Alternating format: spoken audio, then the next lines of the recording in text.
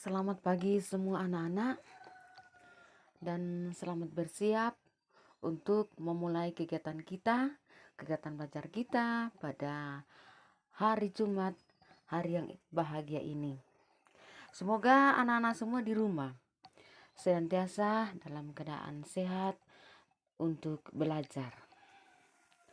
Baik, untuk hari ini sebelum kegiatan pembelajaran kita dimulai, mari kita sama-sama mengambil sikap doa yang baik, duduk di depan layar sambil berdoa bersama-sama.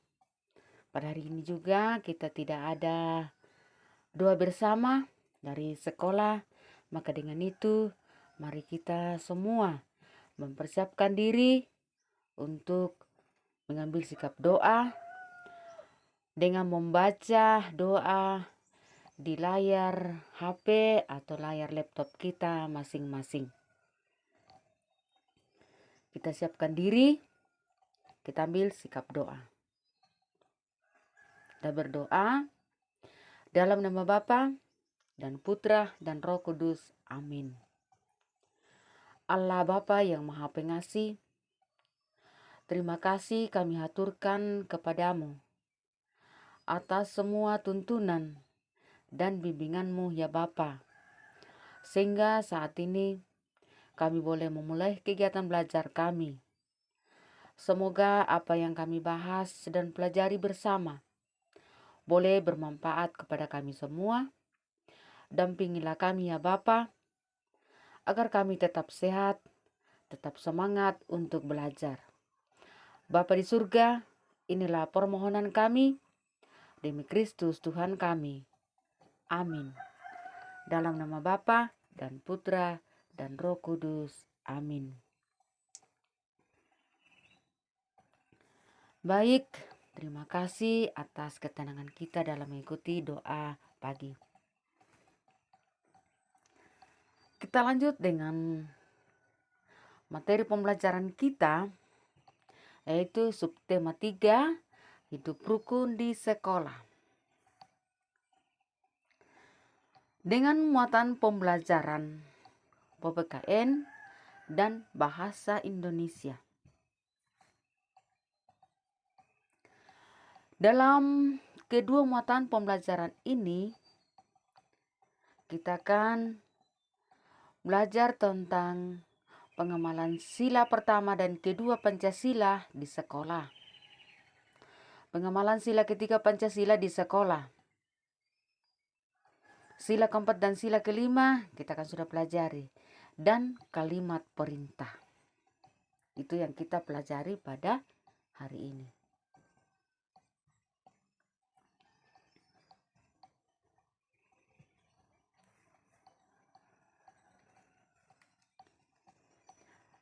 Kemarin kita sudah mengamati beberapa gambar tentang keadaan-keadaan di sekolah atau kegiatan yang biasa terjadi di sekolah kalau kita belajar tatap muka. Untuk hari ini kita hanya bisa melihat lewat gambar.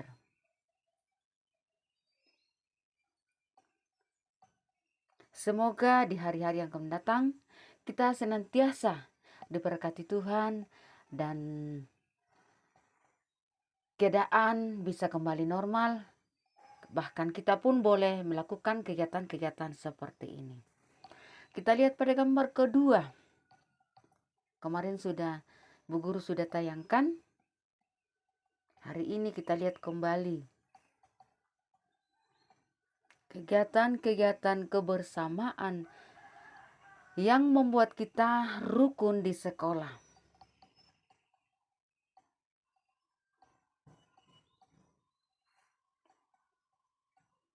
Nah, ini semua merupakan kegiatan yang biasa kita lakukan di sekolah. Nah, hidup rukun dapat menciptakan perdamaian dan memupuk persatuan serta kesatuan bagi kita anak sekolah. Karena dari kelima gambar ini merupakan kegiatan-kegiatan yang terjadi di sekolah yang membuat kita bersatu sebagai anak didik di satu sekolah, yang belajar tentang kerukunan dan membuktikannya bersama dengan teman-teman yang ada di sekolah, baik dalam bentuk belajar, membersihkan, atau istirahat, dan lain sebagainya.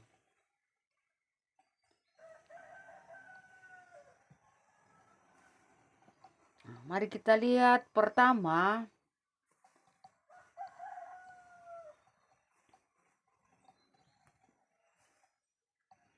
tentang penerapan sila pertama Pancasila di sekolah.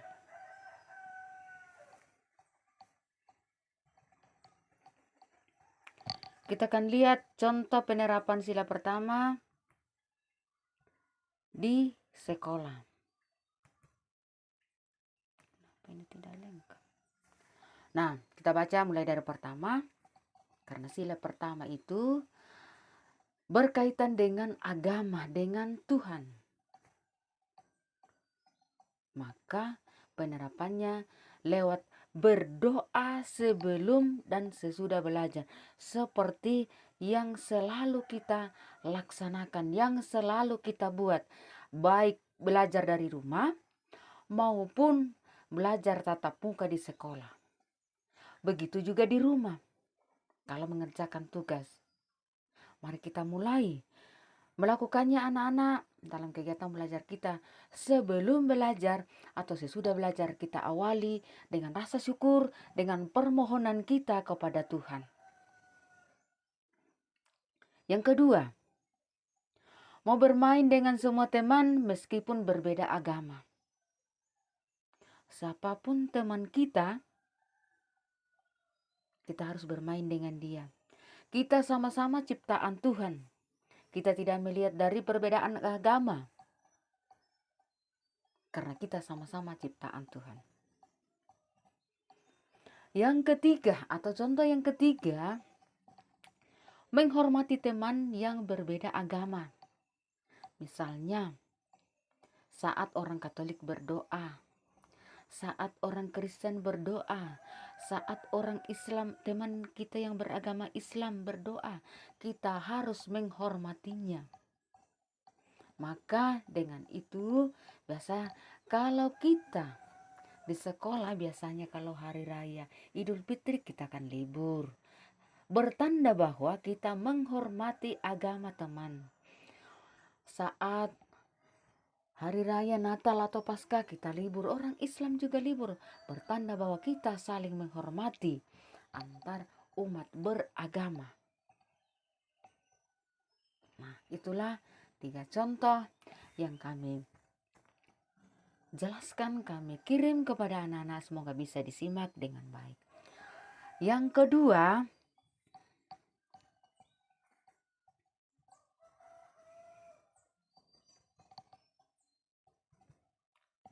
contoh penerapan sila kedua Pancasila di sekolah. Kenapa tidak muncul ini?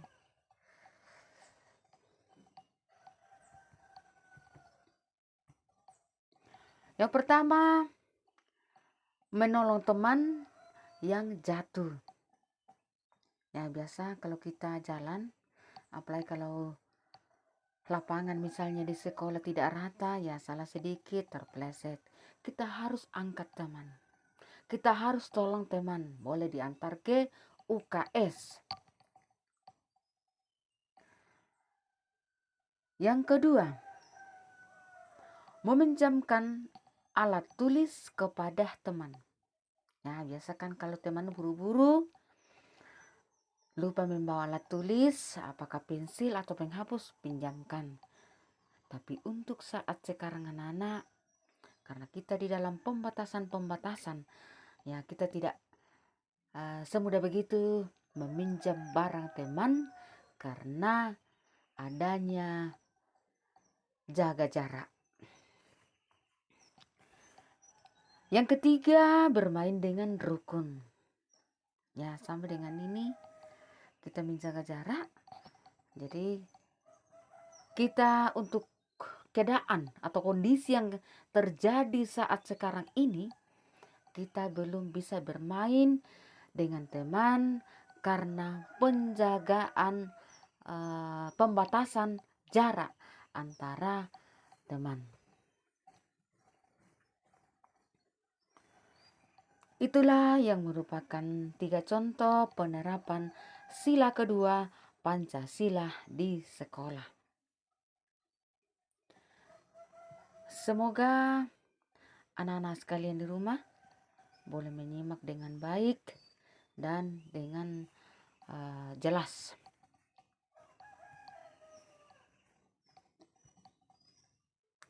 Yang berikut kita pindah kepada sila ketiga Pancasila. Contoh penerapan sila ketiga Pancasila di sekolah. Yang ada juga di buku paket halaman 75. Anak-anak bisa lihat. Dibaca dengan nyaring dan pelan supaya bisa dipahami. Yang pertama adalah bermain tanpa membedakan suku. Ya, biasanya ada kelompok-kelompok bahwa saya misalnya dari Rembon atau dari Kota Makkale dan lain sebagainya. Tapi ini di dalam penjelasan kita suku artinya daerah. Ya, misalnya ada orang Jawa, saudara-saudara kita atau teman kita dari Jawa atau dari Papua, ya, dan lain sebagainya. Kita semua adalah sama sebagai warga negara Indonesia yang terdiri dari beberapa suku tetapi satu kesatuan. Maka dengan itu anak-anak, kita tidak boleh bermain dengan membeda-bedakan teman. Kita harus semua mengakui bahwa satu, sama warga negara Indonesia, anak Indonesia. Ya. Yang kedua, menghormati adat istiadat daerah lain. Tentu setiap daerah berbeda adat istiadatnya, pakaian adatnya, ya, ada yang berbeda-beda. Yang ketiga, bekerja sama saat piket kelas seperti pada gambar yang pertama tadi kita amati.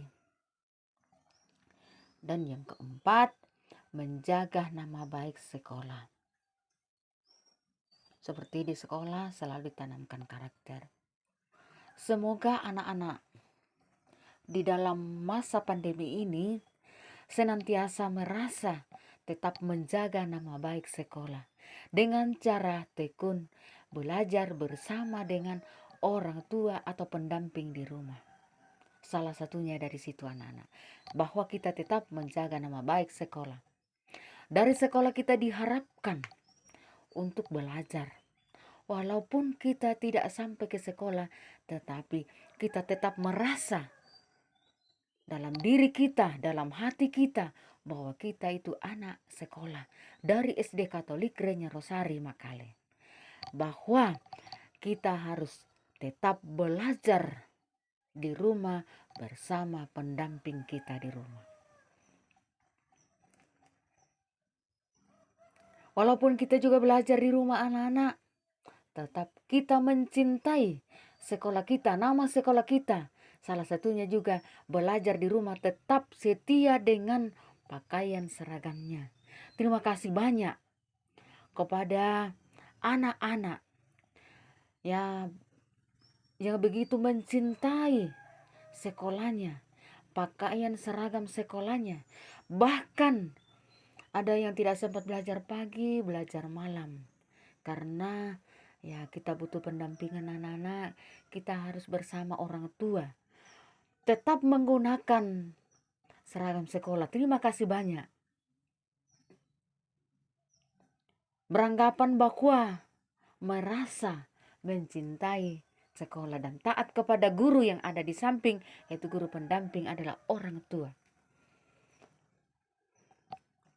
Semoga dengan penjelasan Ibu Guru di sini, senantiasa bisa mengerti, bisa menyimak dengan baik. Masih ada lagi, kita selesaikan semua.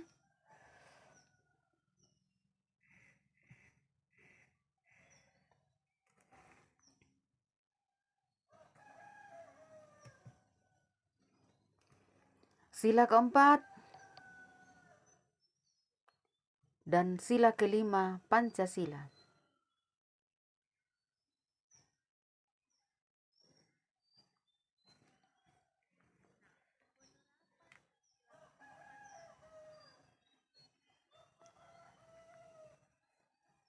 Kita lihat contoh sila keempat Pancasila di sekolah. Bermusyawarah untuk mengambil keputusan bersama. Ini keadaan di sekolah. Tidak memaksakan pendapat ketika berdiskusi. Ya, biasa sampai di luar masih kalau ada usulan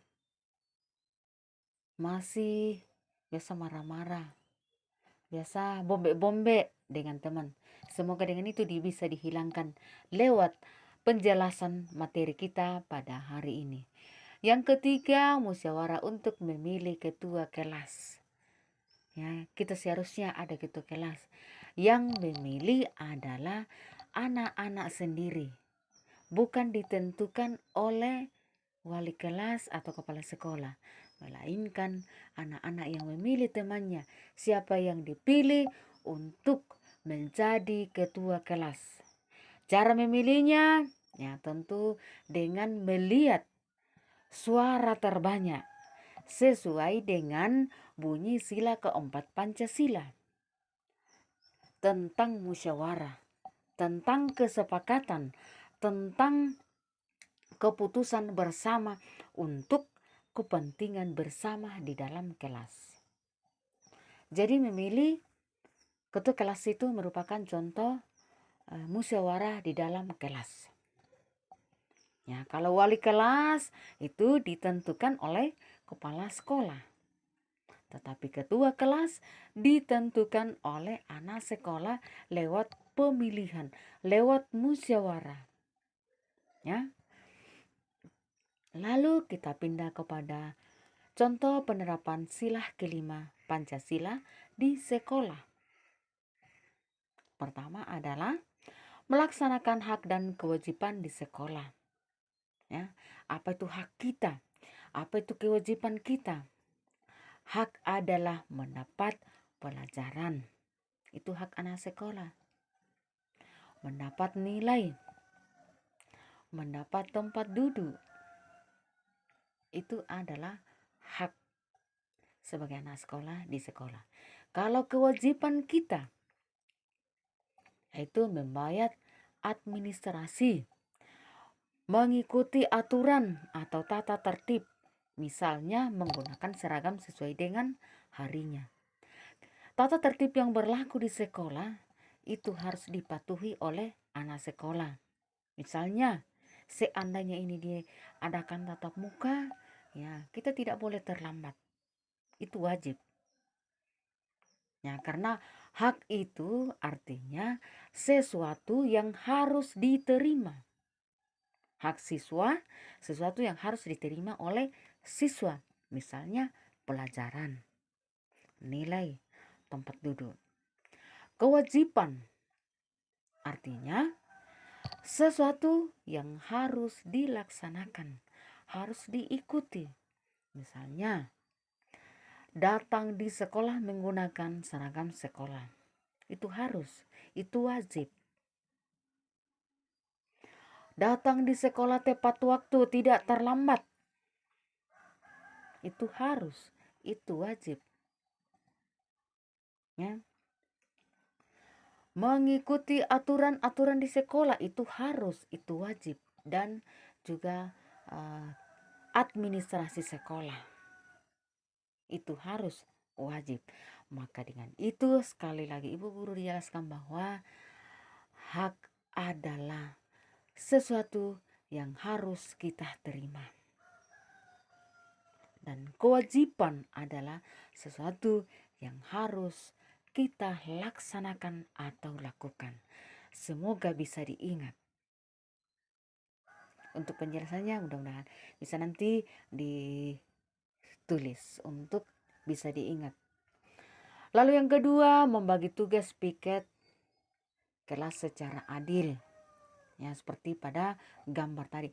Tidak ada orang yang dikecualikan, bahwa karena itu anak guru misalnya tidak usah ikut piket. Tidak ada. Semua sama di sekolah. Yang ketiga, tidak menyontek saat ulangan. Ya, ulangan itu harus dikerjakan secara jujur pada diri sendiri. Tidak boleh dikerjakan bersama. Ya. Jadi ada satu ketentuan bahwa kecuali ulangan harus kerja dengan jujur supaya anak itu betul-betul bisa bertanggung jawab dengan pelajarannya.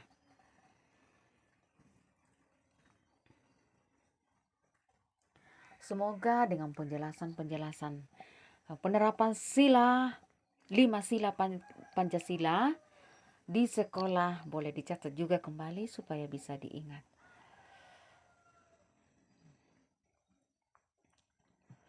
Baik, kita pindah kepada kalimat perintah.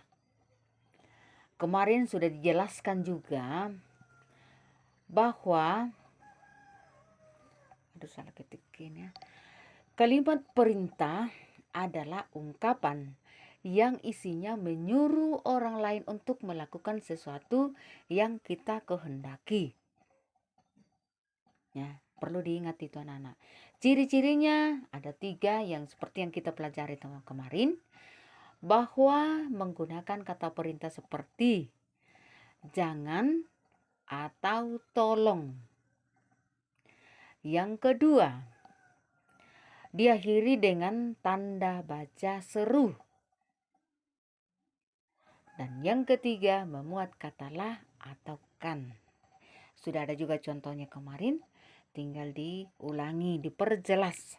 Semoga sampainya di anak-anak semakin jelas. Sekarang kita lihat contoh kalimat perintah. Ya. Sesuai dengan ciri-ciri tersebut di atas. Pertama, silahkan dibaca bersama-sama. Tolong antarkan surat ini kepada ibu guru. Ada kata tolong, ada juga katakan, dan ada juga tanda seru pada akhir kalimat. Yang kedua, buanglah sampah itu. Ya, ada juga katalah, tanda seru. Nah, untuk membuat kalimat tanya seperti kegiatan di rumah atau keadaan di rumah, kita sudah memahami ciri-cirinya. Yang kedua, sudah ada contohnya. Jadi, tinggal kita harus memahami anak-anak bahwa isinya adalah menyuruh orang lain untuk melakukan sesuatu.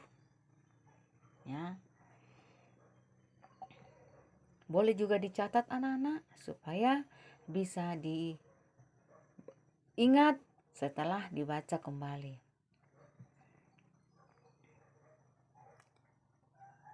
Yang berikut, ya, dalam bentuk percakapan, ada juga kemarin, kita tinggal mengulanginya untuk melihat contoh-contoh percakapan, kalimat perintah di dalam percakapan.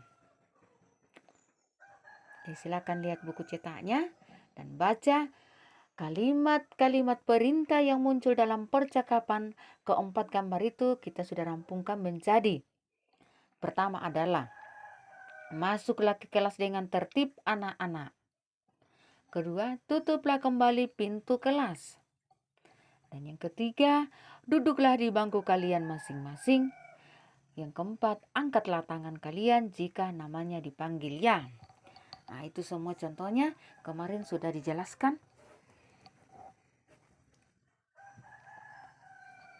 Nah, sekarang kita lihat sebuah teks lagu. Lagu ini sudah pernah dinyanyikan pada buku paket halaman 81. Lagu Pergi Belajar ciptaan Ibu Sud. Ya. Kita baca syairnya secara bersama-sama. Oh ibu dan ayah, selamat pagi. Ku pergi sekolah sampaikan nanti. Selamat belajar nak, penuh semangat. Rajinlah selalu, tentu kau dapat. Hormati gurumu, sayangi temanmu. Itulah tandanya kau murid budiman. Di dalam teks lagu ini, kita akan melihat juga ada kalimat perintah dari orang tua kepada anaknya untuk pergi belajar ke sekolah saat tatap muka. Ya mungkin juga di rumah orang tua tetap mengharapkan seperti itu. Ya. Di dalam teks lagu juga ini ada 3 pesan yang kita harus ingat anak-anak ya. Pesan dari orang tua kita. Ya. Pertama adalah belajar nak, penuh semangat. Rajinlah selalu, tentu kau dapat. Dan yang ketiga, hormati gurumu, sayangi temanmu. Itu yang perlu diingat. Selain lagunya dihafal, kita juga melihat kalimat perintah dari orang tua kepada anaknya di dalam belajar. Yang ketiga, kita harus pahami bahwa dalam lagu ini ada pesan. Ada 3 pesan yang harus dipahami, yang harus diingat dari orang tua kepada anaknya. Jangan hanya sekedar lagu ini dihafal, tetapi kita harus memahami pesan dan kalimat perintah yang tercantum di dalam syair lagu Pergi Belajar.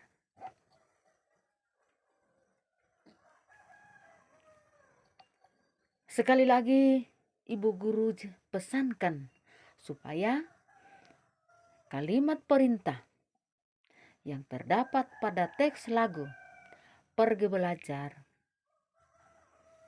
adalah rajinlah selalu, tentu kau dapat. Walaupun kita belajar di rumah, kita harus rajin selalu untuk mengikuti pesan orang tua, untuk mengikuti cara belajar lewat daring dari sekolah, supaya kita jadi anak budiman. Yang kedua, itulah tandanya kau murid budiman. Anak yang rajin belajar itu anak yang budiman. Anak yang selalu menghormati orang tua, guru, dan menyayangi teman, adik dan kakak selama berada di rumah, belajar di rumah. Berarti itu adalah murid budiman. Semoga anak-anak sekalian di rumah senantiasa menyimak dan bisa memahami penjelasan-penjelasan lewat layar kita masing-masing.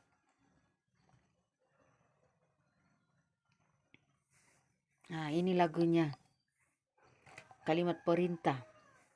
Kita bisa melihat secara bersama-sama. Silakan dibaca.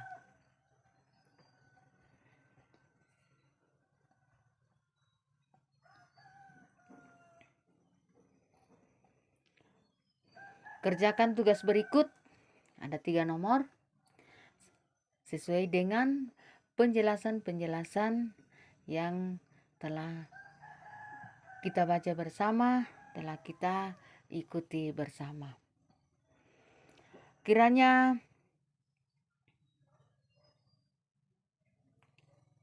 Cara menjawabnya di rumah, sudah ada sebagian yang selalu menulis tugasnya bahwa tugas tema 1, subtema 3, pembelajaran sekian, nama.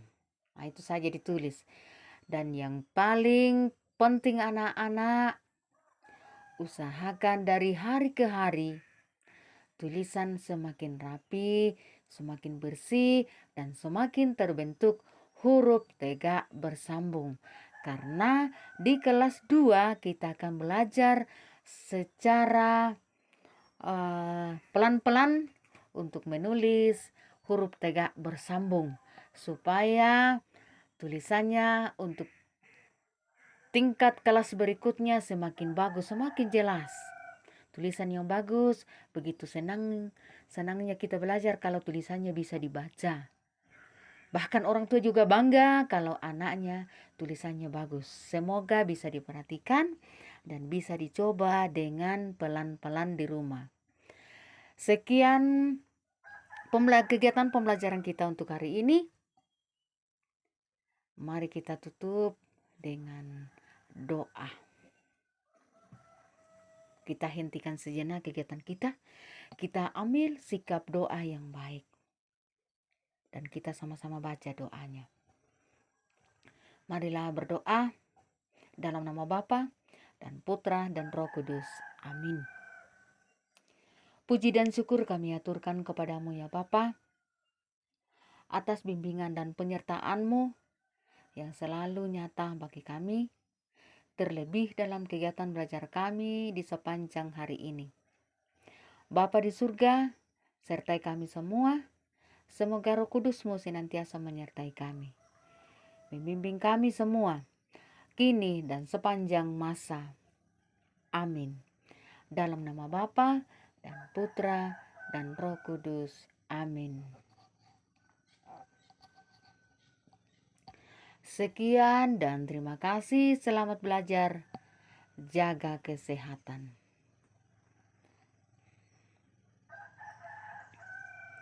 Untuk tugasnya ini bisa dikerjakan, ditulis. Yang gambarnya tidak usah digambar karena susah untuk menggambar. Jadi silakan dilihat kembali tugasnya. Sekali lagi, kalau perlu tulis tema 1, subtema 3, pembelajarannya dan nama. Usahakan jelas-jelas tulisannya. Nana belajar mulai dari awal, belajar dengan menulis rapi supaya pekerjaannya rapi. Sekali lagi, sekian dan terima kasih. Salam sehat.